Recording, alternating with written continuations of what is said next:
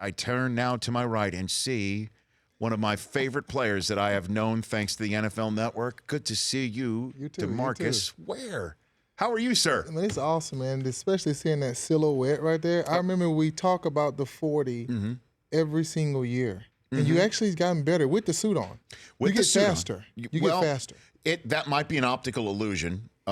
This year, I got set back almost a full tenth of a second slower, which does not sound like a lot. What had happened was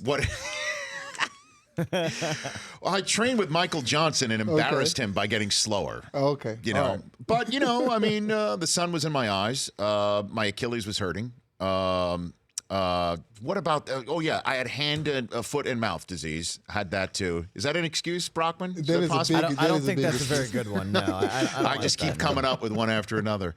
Good to see you. Look like you can give me. I can give you 40 about snaps? 40 snaps. I was right on 40 snaps. I can give you that. Well, I mean, that can get you a gig in the National Football League yesterday, DeMarcus. Yeah, the thing is, though, after a while, you just start thinking about your body and life after football. I got a little 6-year-old and a little 9-year-old, and it's, you know, that last year, you know, playing with the Broncos, you just see how much football takes a toll on your body. And you gotta, I mean, football is a short part of your life, so you gotta be able to have it for the rest of it. Okay, so 2 boys, boy and a girl, 2 girls. What do you have? Little boy, little girl, 6 and 9. Okay. They are growing. So are you taking them to school now and stuff like that? Take them to school, coaching a flag football team. Hold on a second. Yes, I am coaching. You ought to see them. Oh, my God. They little plays. What are your plays? What do you got? I got a couple plays, a lot of mixed direction, like a lot of mixed direction so plays. Hold on a second. So, yes. whatever community you're living in, we don't have to, are you in, Lake, you are in Texas? Yep. Okay. So somebody's like, okay, I want my kid to play flag football. They join a league. They show up. They're on the team. Coach is DeMarcus Ware. That is happening right now. Yep. I go every once in a while, and I mean, there's a coach that's there all the time. Okay. And he'll text me like, hey, what is the defensive plays we need to run? I say, I tell you what, we're going to run a zone / man-to-man deal that we're going to do because they're running these types of plays. And I will actually put like the 5 kids in the line because it's 5-on-5. Okay. And like the quarterbacks are the coaches. And I would have them going at it the whole time. They're like, where are these plays coming from? Are they running stunts? Are they no. This it's only just like a flag football game. Oh, so, I understand that, but I'm asking you if they're okay. If they had pass rush, believe me, I would have them rush the passer. Okay. So is it more of a Wade Phillips design, or is it a Marinelli design? What do you got for me right now? You know, right now it's more of a it's a Wade Phillips design. Okay. It's more of a zone and blitz type defense if it were thinking about that. And when let's take a break. In 60 seconds, want to come back, want to dig into more of this stuff about your tenure with Dallas and Denver and what you're doing now with the Battle of the Network Stars. It was fun. You're now a television star, DeMarcus Ware. I'm trying to move on. I'm trying to follow in your footsteps. Oh, is that right? Yes. Okay. Yes. Learn from the best. Well, just don't get slower as you get older. That's all I should suggest. We're back with DeMarcus Ware in 60 seconds here on The Rich Eisen Show.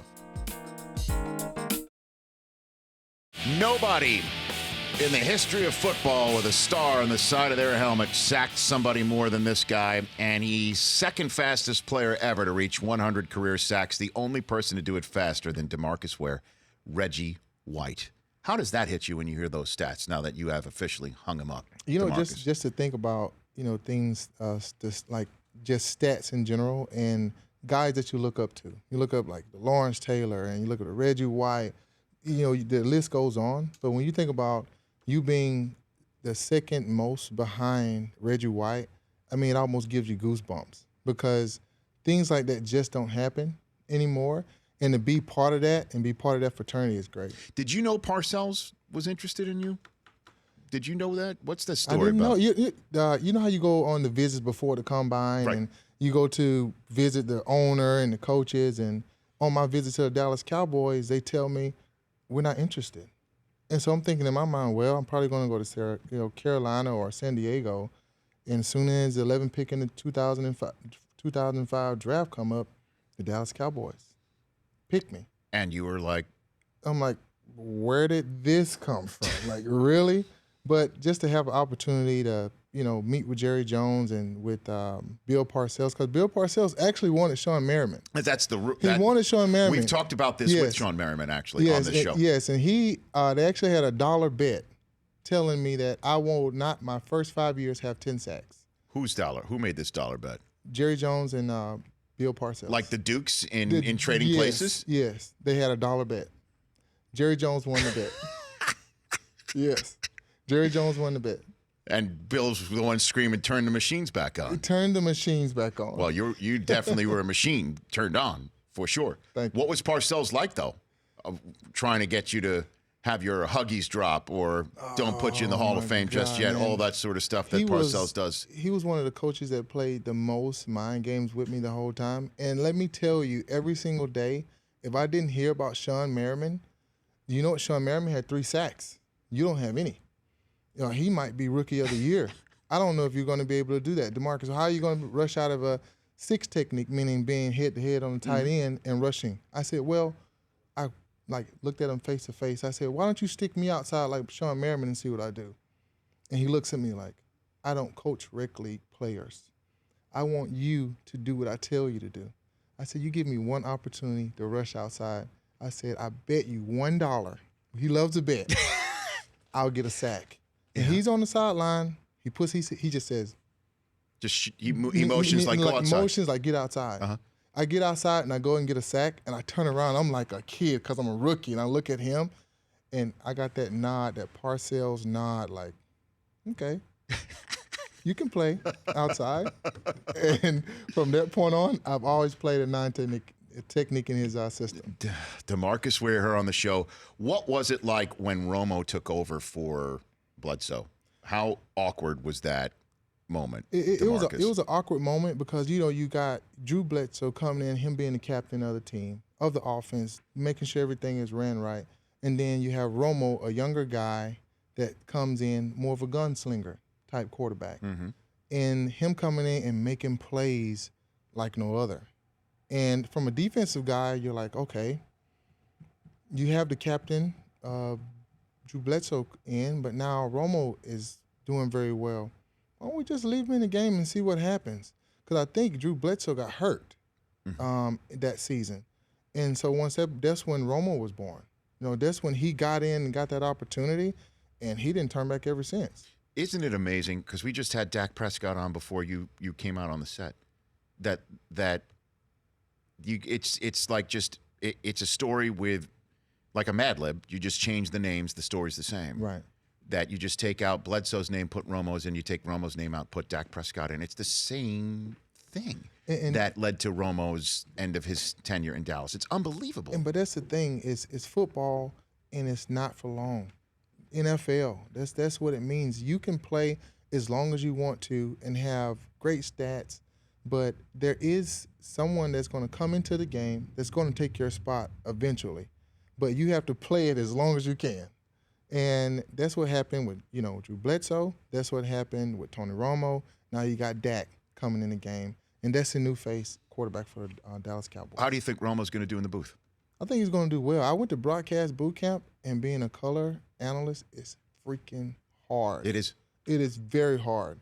I think he will do well because he's a person that gets to know each one of the players individually. So you'll be able to ad-lib. You'll be able to talk. He can talk football all day. Well, so can you. So what did you find so difficult about it? What was so difficult about it, I can look at the football terminology all day, but the little things from like a John Madden. John Madden would say, this guy right here runs so hard because his father did this and this, why he runs with so much tenacity. And I'm like, oh, I can understand why he runs so hard. If you don't have the entity to bring in the audience to make things in layman's terms, when you make it very simple, you're not going to do well. And then you only have a certain amount of seconds because you got to get out before the snap. And it has to be quick.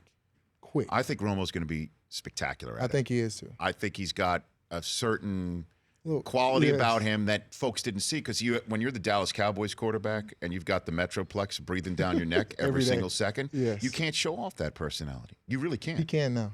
He will be able to. I agree with you. I agree with you. Now, DeMarcus Ware here in studio. I heard when you got to Denver that you pulled Von Miller aside and taught him a thing or two about being a professional, and that was needed for him at the time. Is that a true story? Yes. I mean, coming into the Denver Broncos, I knew what type of potential Von had, but I didn't know what type of work ethic and classroom mentality he had. And I knew what it took from me being a guy that just you learn the X's and O's, how they move, how to manipulate them, and how to figure out how to play the game. And I told Von, I said, Von, if you want to be great, since you call me your idol, you'll listen to me.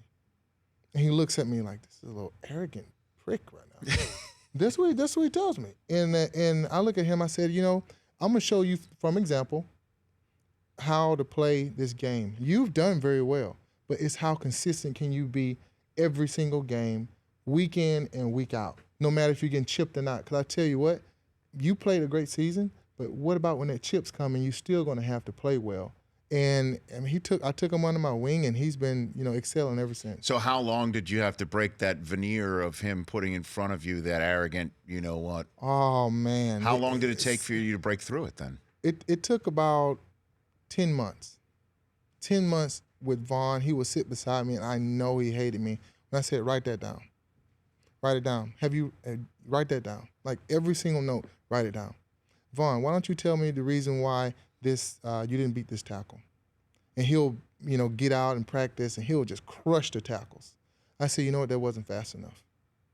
This is what you need to do to win in this league. And he just looks at me like, DeMarcus, you're breathing down my throat. And then it got to a point where I would compete with him in practice, week in and week out. And I'll tell the coaches, okay, tell him I got 9 pressures and Von got 6. Von probably had like 15. And he in front of the whole team. Mm-hmm. DeMarcus Ware, you had 9 pressures. Von, you had 6. I mean, you really have to step it up. Oh, the next day, he would probably have about 25. Crush practice. I said, that's what you have to be every day. There's no on and off switch. There's not a middle ground. Either you're on or you're off. That's how you play this game. And he just started taking on that mentality. What about the times you had to text him to go to sleep? I heard about that too. I've texted him to go to sleep. Because he'll text me, and it'll be, 2 o'clock at night. He said, hey, man, I'm watching film. I said, I'm not watching film at 2 o'clock. I said, pass rushers need rest.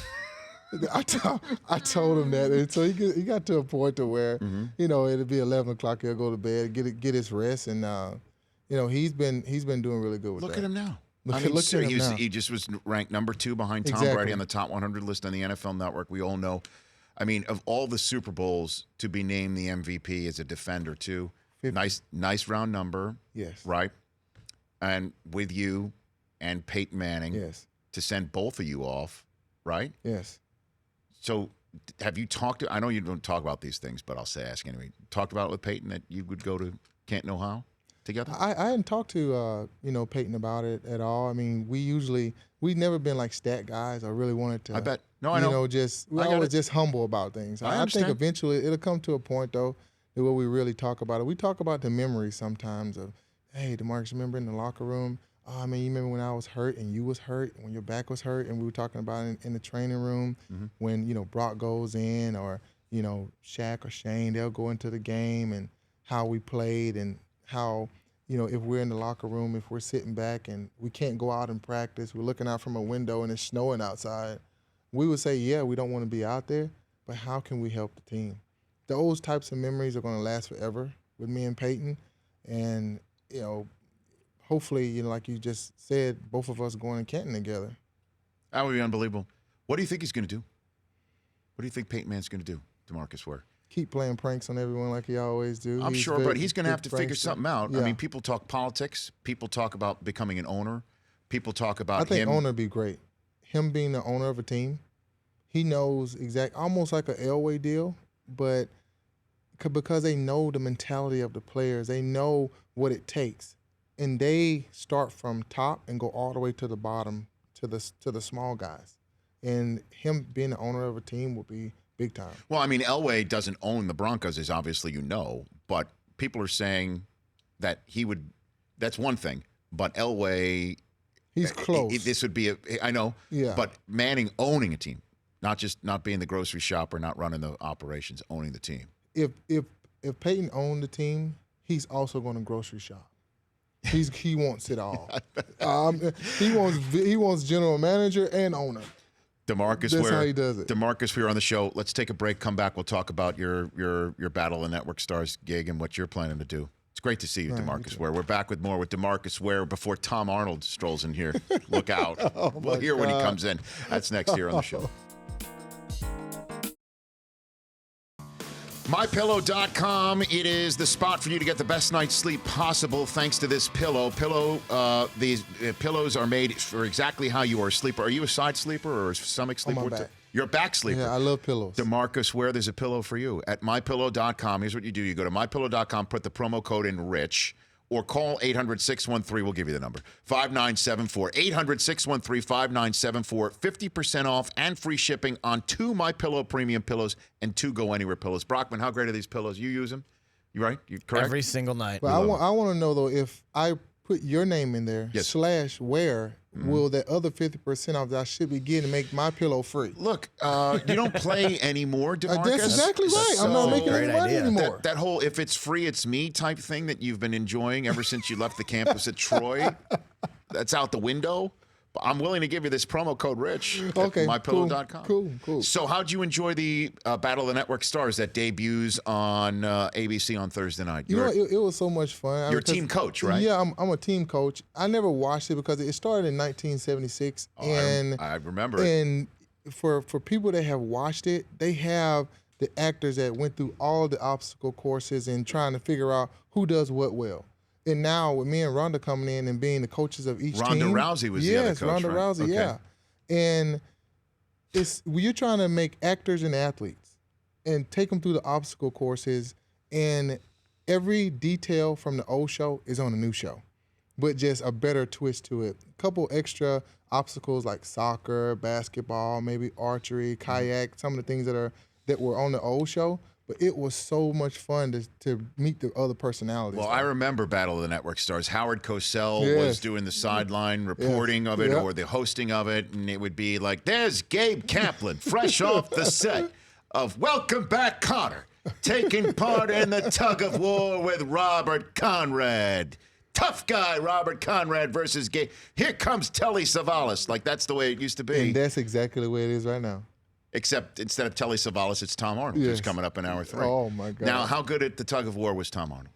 Seriously. He was awesome at the tug of war. He didn't do many of the other events. Yes. But when it came down to the tug of war, yes, he did awesome. Okay. You know, awesome. He's a diehard Giant fan. He's tight with the owner, owner, I'm mad Steve at him Tisch. now. I should have put him in the front of the obstacle.